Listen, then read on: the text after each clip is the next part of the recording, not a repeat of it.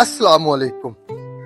آج کا واقعہ نہایت ہی افسوسناک واقعہ ہے جس نے پورے مسلمانوں کو ہلاک کر رکھ دیا ہے، اس کے احساسات کو جھنجھوڑ کر رکھ دیا۔ ایک آسٹریلین خاتون جس کا نام شٹل کاک ہے، اس نے نہایت ہی گھٹیا حرکت کی کہ پارلیمنٹ کے اندر برقع پہن کر داخل ہوئی۔ پھر اس نے برقعے کو اتار کر برقعے کے خلاف احتجاج شروع کر دیا کہ جتنے بھی ارکان اسمبلی میں مسلمان تھے انہوں نے دیکھا کہ یہ عورت کیا کرنے لگی۔ اس نے اپنی سیاست کو چمکانے کے لیے سب سے گھٹیا کام یہ کیا کہ وہ برقعے کے خلاف یہ احتجاج شروع کر دیا۔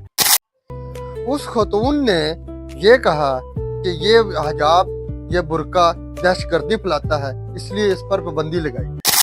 یہ ایک نامناسب حرکت ہی نہیں بلکہ اس کے پیچھے بہت بڑی سوچ ہے، یہ بہت بڑی گمراہی ہے جس نے پورے مسلمانوں کو ہلا کر رکھ دیا ہے، مسلمانوں کو بہت زیادہ تکلیف پہنچائی۔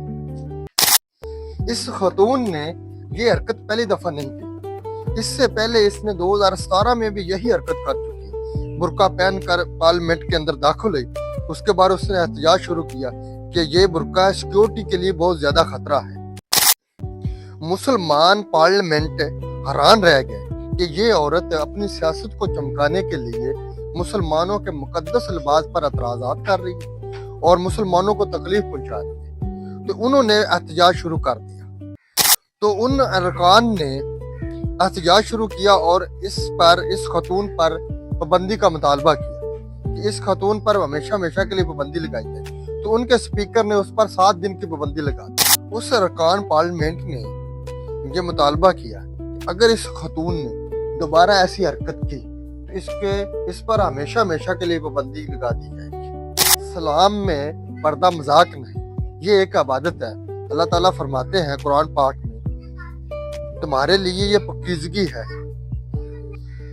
جو عورت پردہ کرتی ہے وہ اللہ کا حکم پورا کرتی ہے اور دنیا کی گندی نظر سے بچی رہتی ہے۔ دنیا میں پردے کو ایک قید سمجھا جاتا ہے، حقیقت میں پردہ حیا ہے، پاک دامنی ہے، پاکیزگی ہے۔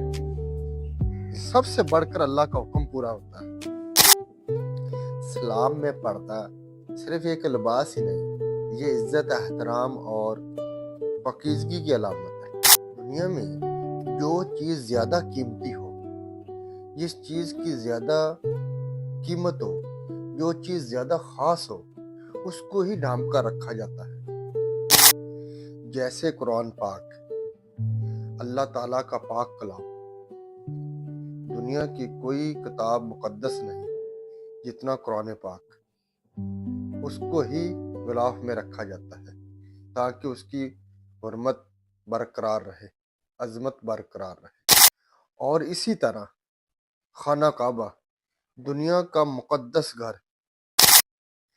اللہ تعالیٰ نے بھی اس گھر پر غلاف کعبہ چڑھا رکھا۔ اللہ تعالیٰ کے نزدیک جو چیز مقدس اور عزت والی ہوتی ہے اس کو ہی ڈھانپ کر رکھا جاتا ہے۔ جیسے عورت اللہ تعالیٰ کی سب سے حسین تخلیق، گھر کی حرمت، نسلوں کی محفظ، ایمان کی بنیاد۔ اللہ تعالیٰ نے جب عورت کو دنیا میں مقام دیا